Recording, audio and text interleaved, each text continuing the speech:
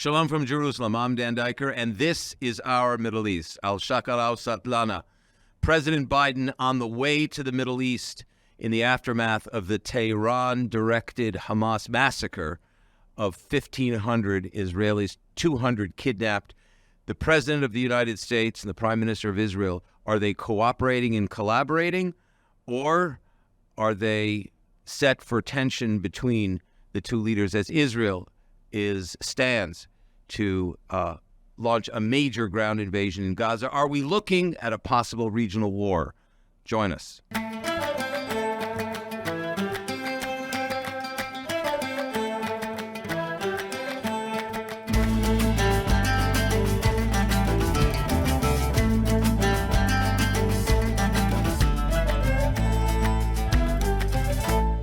We're really honored today to have, all the way from Washington, Dr. Dave Wurmser, the former senior advisor to Vice President Cheney in many wars past, but particularly the man on Iran for the former U.S. administration, as well as the Arab world. Welcome, Dave. You've come at a critical moment, as you've come in many years past to Israel during conflicts and other critical moments. Yes. This is no exception.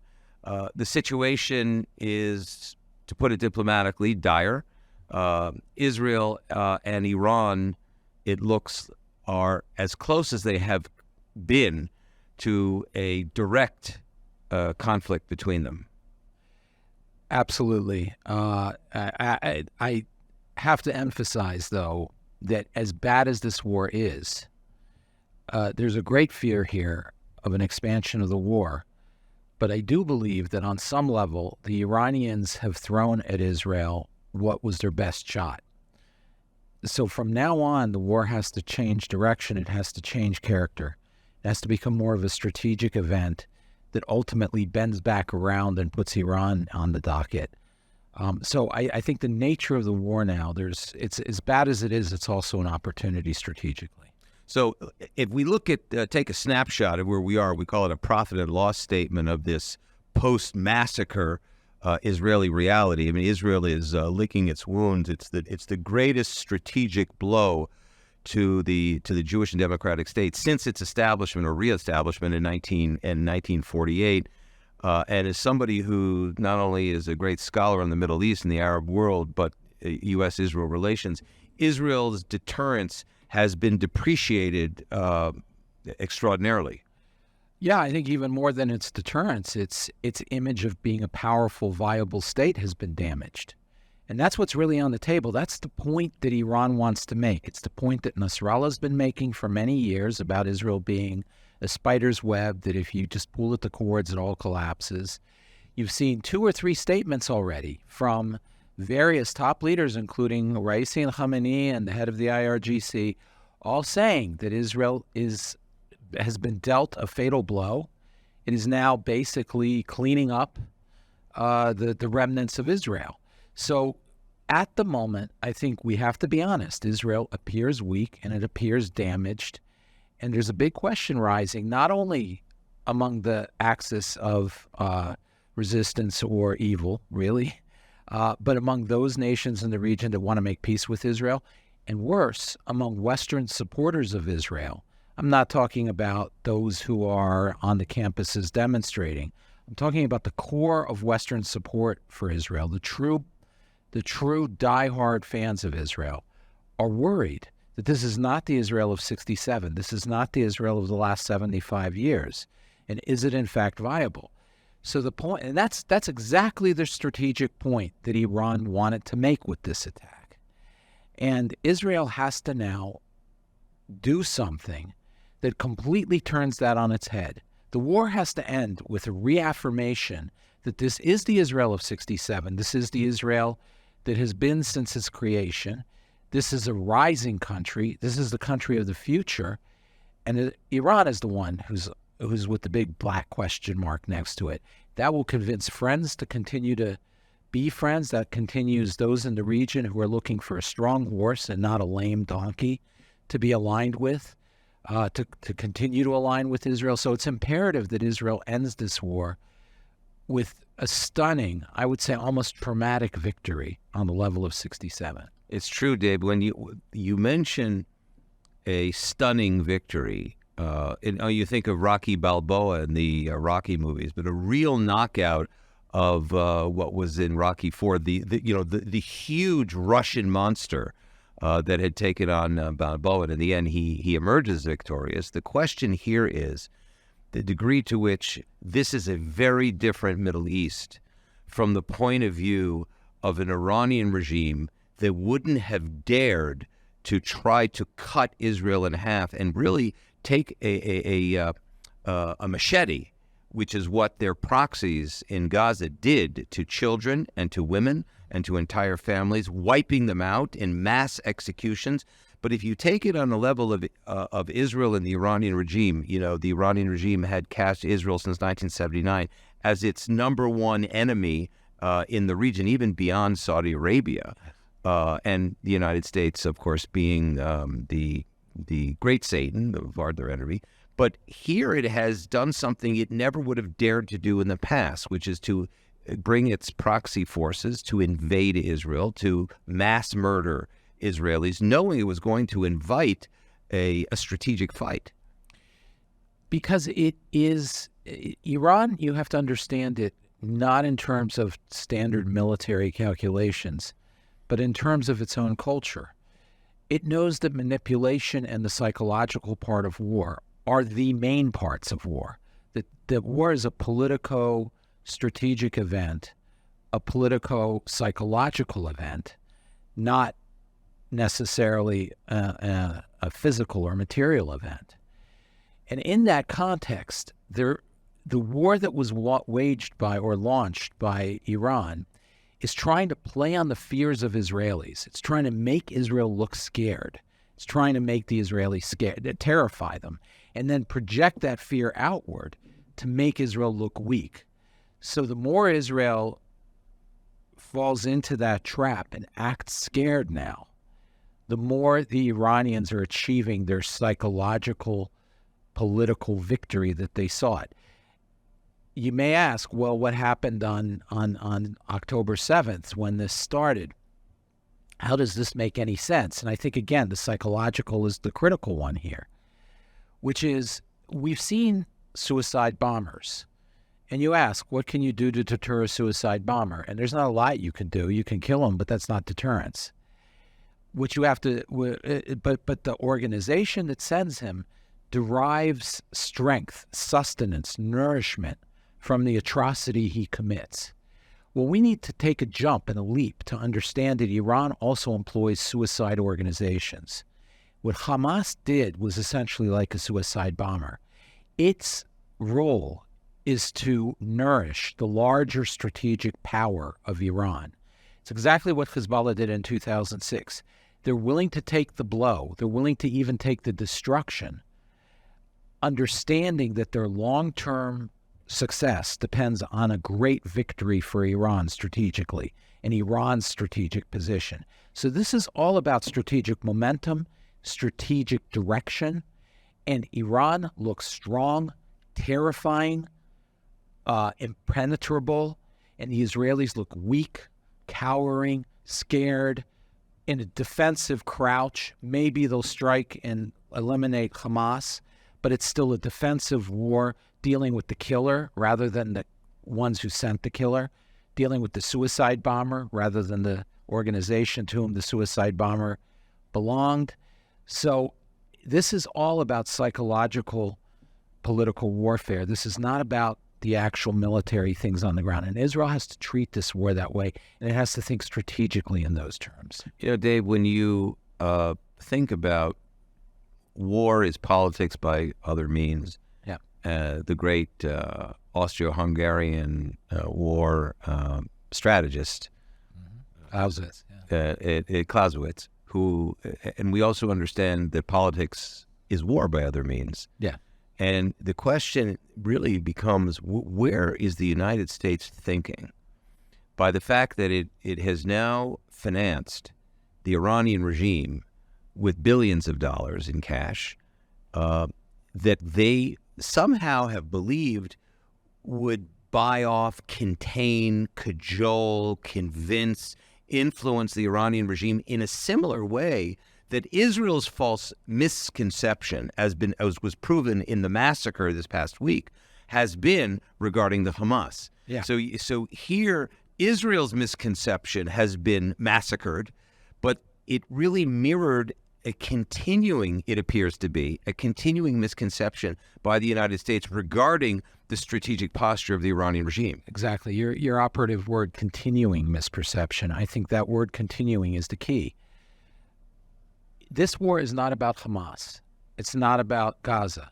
It is about Iran, and it is about the geostrategic architecture of the region and whether Israel's a viable nation in the long run, which is the real battle here. And in this context, unfortunately, I don't believe the United States, even with the atrocities that have been committed by Hamas, has fundamentally changed its paradigm. It does not see the Palestinians as a whole responsible. Fine, it can live with that delusion. What it doesn't see is Iran as responsible for this.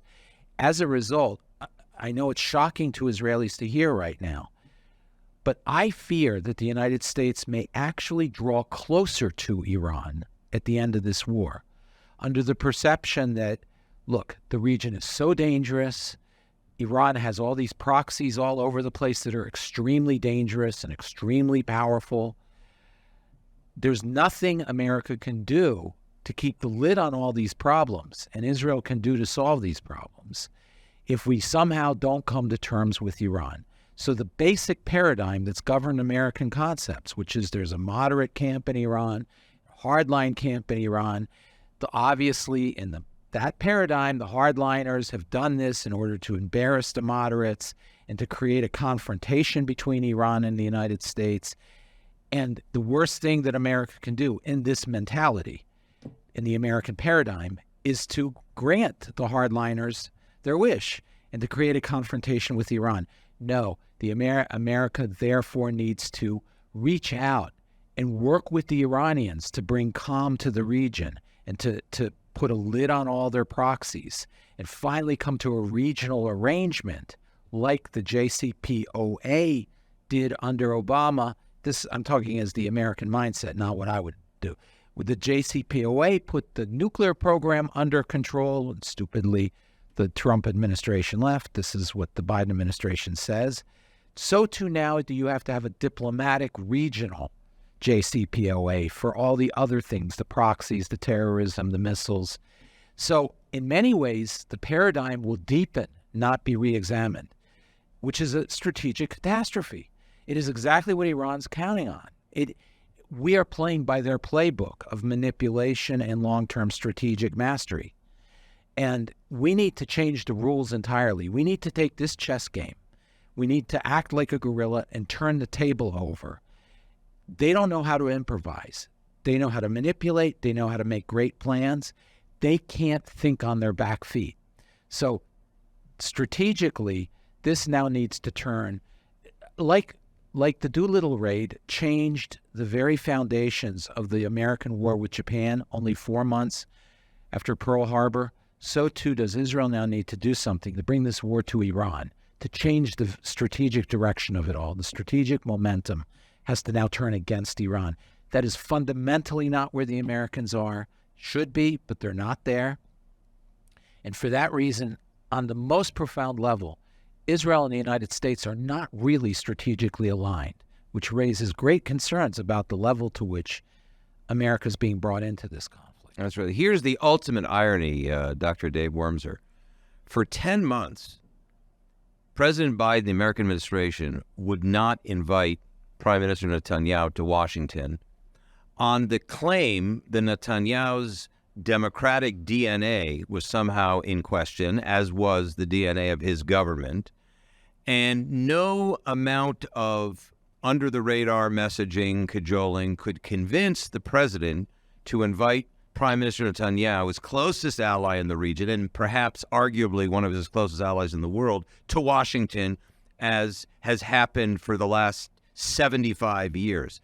Who was really the inviter of, or the reconvener of Netanyahu and Biden? It was Tehran and the Hamas that actually got Biden and Netanyahu to come together in the same room by actually inviting Biden to Israel. So in a very Kafkaskian way, Israel really owes the Hamas and its paymasters in Tehran a certain thanks for actually getting Biden to come to the region when Biden had not been prepared to, not only to the region, to Israel, when Biden had not invited Netanyahu to Washington. There's no doubt about that. And he's reacting, President Biden is reacting to some extent about the groundswell of public support for Israel in the United States.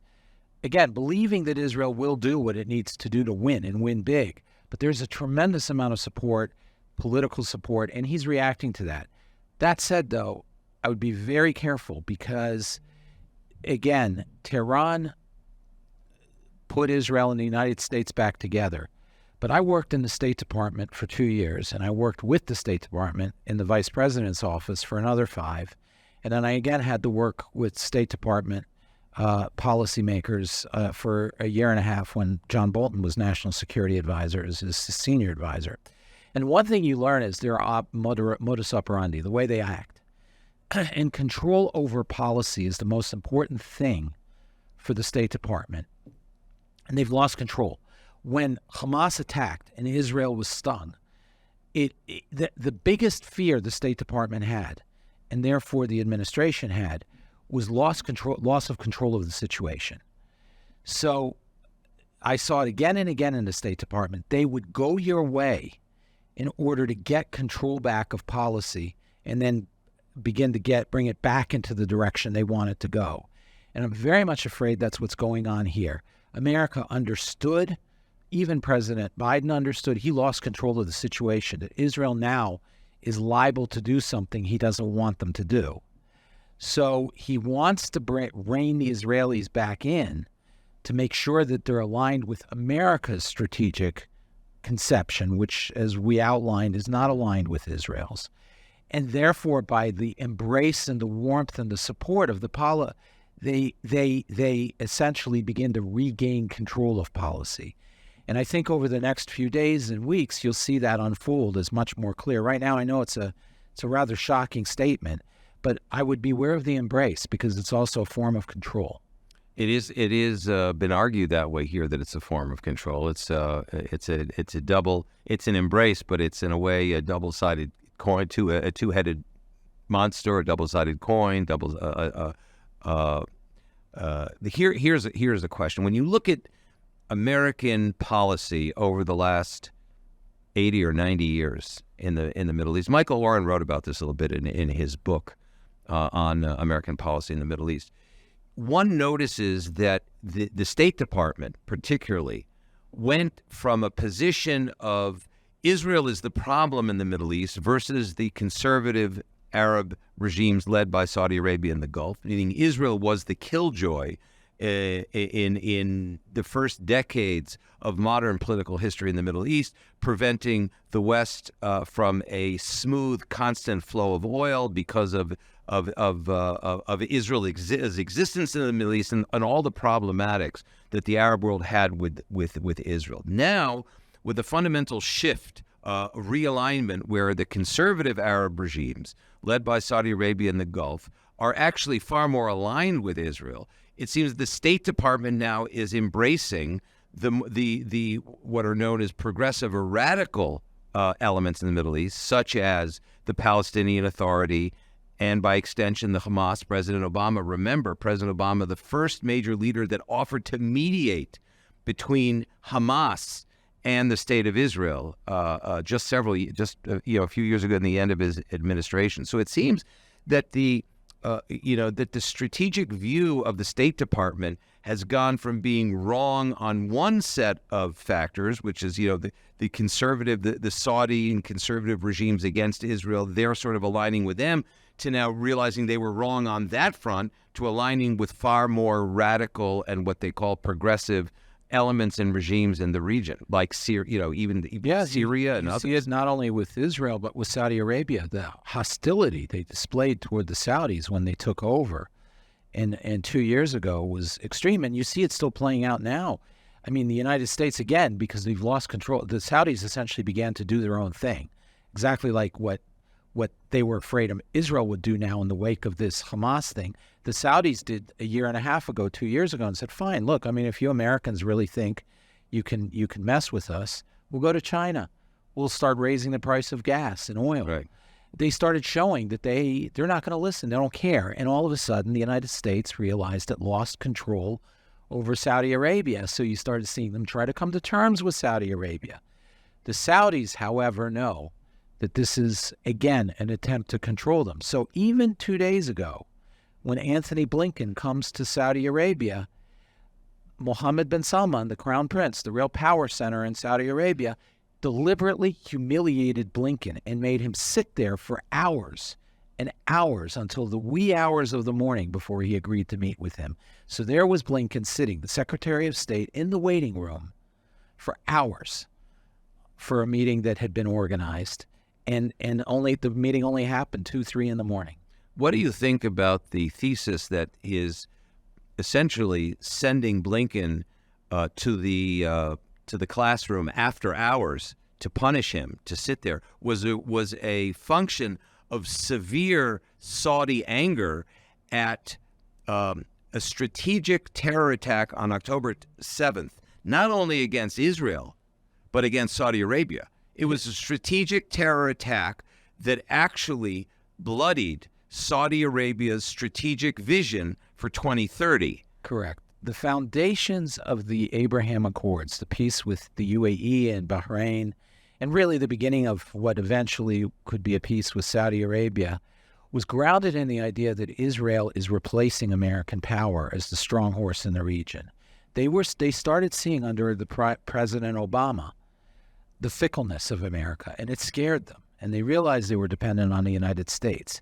And Israel looked strong and independent. It was precisely because Prime Minister Netanyahu went to Washington in 2015 and gave that speech in front of Congress about the Iranian nuclear program that convinced those countries that Israel was strong and a dependable horse to align with.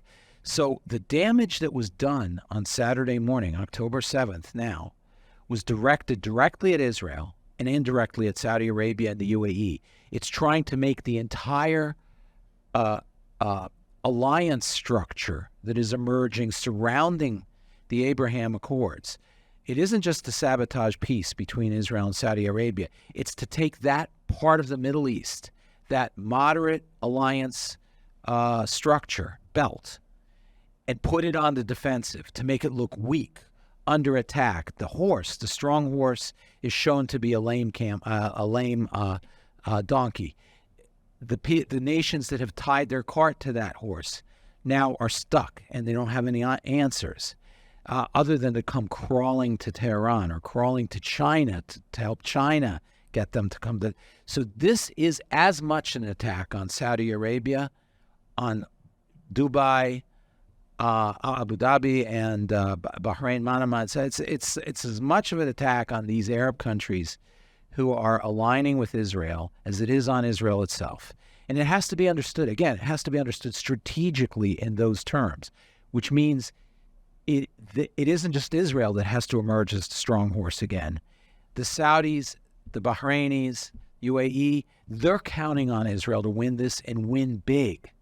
Otherwise, they're dead. They're finished. You know, David, there has to be mentioned here a point that I have not heard mentioned in the analyses and the discourse on what has happened, how the world, the Middle East has changed since October 7th massacres. I think the world has changed.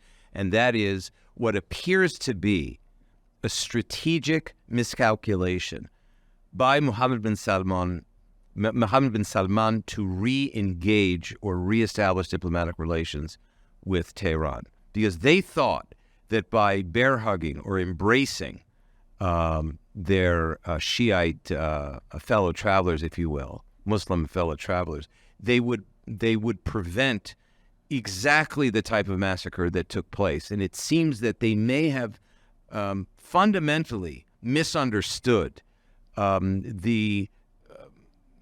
let's call it radical Shiite eschatology, the ideology of the IRGC, what Iran was really about in the essence of its DNA.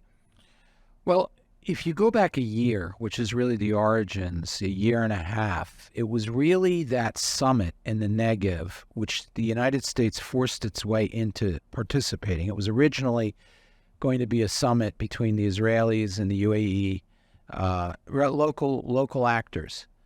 And the Americans forced their way in, and in doing so, they tried to force the Palestinian issue back onto the table, which is the litmus test for the Saudis and the rest, not for whether they can come to terms with Israel, but whether the West or Israel are clear about what this is about, that it isn't about the Palestinians, it's about the regional strategic situation. And when the Israelis said, okay, we'll include the Palestinians in all these working groups. Okay, when Israel did that under the previous government, it was a fatal mistake. It damaged heavily the Abraham Accords and really began to make them wonder that the Arab nations that were at peace with Israel or about to make peace with Israel really made them wonder, is Israel really the strong horse we thought it was? And as a result, if you think this tribally, here's weaker tribes are depending on a stronger tribe as protection. If that protective umbrella is weak or withdrawn, it's effectively a death sentence for those smaller tribes. So they, with the United States and the fickleness of the United States over the last decade and a half under the Obama administration, they already began to realize they have two choices. They can turn to the Chinese and grovel in front of the Iranians to try to save themselves in some humiliating fashion, or they can rely on a new strong horse, Israel, to help them weather this. Last year and a half, when they started seeing Israel lose its way, they began to wonder, did they make the right choice? So they went with the Chinese path and the groveling path. And that's where I think this whole thing was born with the Iranians. And they're kind of hedging now because they're not confident that Israel has the gumption to stick this through, the confidence that they felt after Netanyahu went to Washington with his speech to Congress is somewhat shattered before this attack on October 7th. Now with this attack a week and a half ago, it's more than shattered. Now's really it. If Israel has any hope of having peace with any of these nations at the end of it, and with that also even Jordan and Egypt, again, it has to reestablish itself as the replacement for America for the moment. So what I hear you saying actually contradicts the massive American military presence in the region. We haven't seen amphibious strike forces and aircraft. The USS Gerald Ford and the Eisenhower is here and there are other warships on the way. That, according to what I'm hearing you say, that weakens Israel. It doesn't strengthen Israel. It weakens Israel because by trying to deter Hezbollah and deter Iran from intervening, the United States is signaling that Israel and the United States have no intention of this spreading into an attack on Iran's strategic strength and Iran's strategic position. It actually does the inverse of what it's supposed to do. What really would scare Iran is if they're not sure that Israel hasn't gone crazy or the United States hasn't gone crazy and said, that's it, it's over. You guys really messed up. We're done with you. Your regime has shown itself so beyond the pale that we really don't care what happens in Tehran anymore. If you fall, you fall. In fact, maybe it'd be a good thing. If that's the message they get, they would be scared and the strategic momentum would change. But the message they're getting is, oh my God, we are so afraid, so horrified. The worst thing in the world would be as if this escalated. That shows fear. That shows and that Israel depends on the United States to do it on top of it all, rather than even is able to do it itself, is another almost admission of fear and weakness by Israel. It's really the worst possible signal. However, if we remember that dictators and authoritarian regimes overplay their hand when they sense a profound sense of confidence and fear and weakness on the other side, and that actually could end up triggering the very war that the United States and Israel are perceived as not wanting, because Iran could basically says the Americans are not deterring us. We will perhaps we'll have Syria or Hezbollah bomb Haifa port, send rockets in there, send guided missiles in there. They won't attack Tehran. Well, they very well might trigger or wake up the sleeping lion and therefore overplay their hand, which Saddam Hussein did back in 1991 and then again in 2003. See, that's a brilliant point. I think that has to be very emphasized, what you just said. Israel may stumble into the right decision. Decision. It may stumble into the conflict it needs to stumble into, precisely because the Iranians and the Arabs will overplay their hand. They will be intoxicated with victory, and they will read the fear of an escalation as genuine fear of power. That is, that Israel doesn't have the power, and certainly doesn't have the willpower to fight Hezbollah, and that will invite war. So Israel may wind up having to do the right thing despite its worst judgment.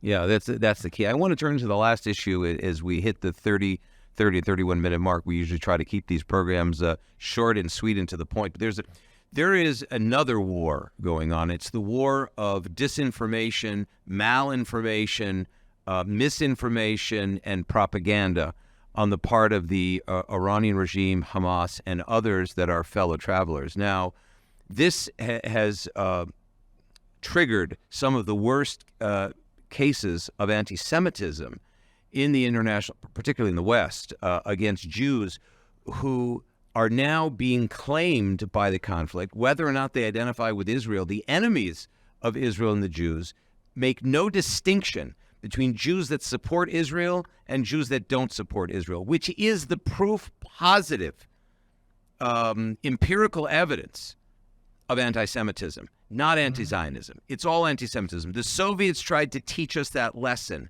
And in post-Soviet West, it seems that the West differentiated between anti-Zionism and anti-Semitism. Yeah. The Iranian regime and the Hamas are reminding us they're one and the same.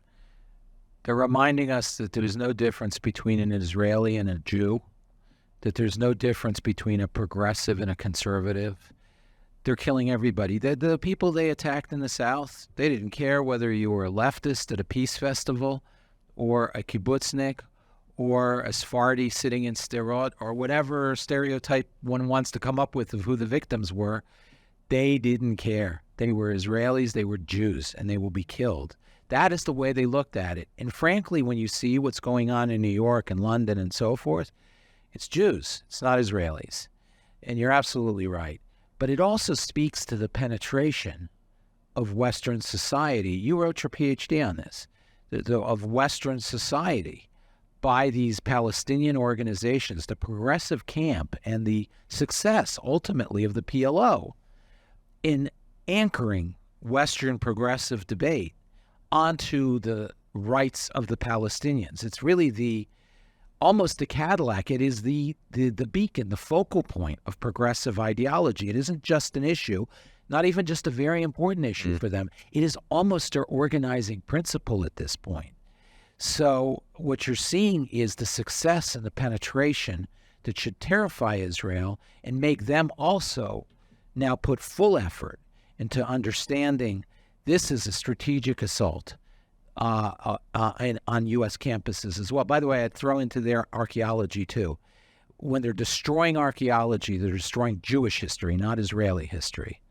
Yeah, that's a good point. And they're trying to erase us as a people. And that is exactly why, when I want to bring this point up, the media war, which actually you and I are now speaking on the podcast, the first ever weekly podcast of the Jerusalem Center for Public Affairs, in order to produce and distribute real information and to take on the media war. And that's what JCPA is doing with its Arabic, Farsi, and English communication center. Right now it's within the war room, but it goes beyond the war room. No institute in Israel or outside of Israel has ever established a major international Arabic and Farsi and English communication center that is born and continues to fight the disinformation war. We're not in a campaign of what's known as public diplomacy or hasbara anymore. Right. These are tools of war. The cell phones are F-35s of this generation. What's your thinking about that and the importance of having Arabic? Absolutely, and it's why Israel has to have a robust, professional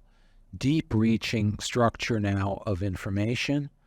I think the think tank world led by JCPA, because basically JCPA is the first one on scene and the only one on scene at the moment, has to get full support to do this. This is the effort beyond Israel. I mean, Israel has to win its war. It has to win this strategic victory. But there's a larger war afoot. And the larger war is against basic Western civilization and foundations. And Israel there too, not only just strategically in the region, but the very foundation of Western civilization is anchored to Judeo-Christian culture. And this is an assault on everything the West stands for. So JCPA and any structures that are created in its wake by the Israeli government, this becomes the main fight internationally. Israel needs to take care of the situation strategically and geostrategically regionally. But globally, there has to be this larger effort. Here we are actually in a biblical fight between good and evil, a fight of civilizations, as Professor Huntington and Professor Bernard Lewis have argued in the past. It is really the war of civilizations. And if the civilization of the good, of light, is going to win, it has to stand by Israel, which represents everything that is good in Judeo-Christian civilization. And by the way, everything that is good in Islam, that is amenable to Israel in the West. And remember, Israel has the largest thriving minority of Arab Muslims anywhere, in any Western country. And therefore, there really is no choice but to stand together with Israel at this moment of just critical existential import. Absolutely, absolutely. There's a lot, for those moviegoers out there, there's that line in Lord of the Rings where Legolas is telling, I forgot, it was Gandalf or whoever, he said there's a sleepless malice, and it is stirring, and it is on the move. Globally, as American power has been eroding and reputation has been eroding, a malice has reemerged, and it's on the march. Israel was first to be hit. Israel's awake now. The West as a whole has to wake up that there's a sleepless malice out there that is coming for everybody in the West. And the earlier it reacts, the easier this is going to be. There we have it. The West is next. We all have to be up on our guard. And Dave Wurmser, thanks ever so much for this penetrating conversation. I think instructive, teachable moments here in Jerusalem at JCPA, our Middle East. Thanks very much for joining us. Oh, thanks for having me at this time. Pleasure.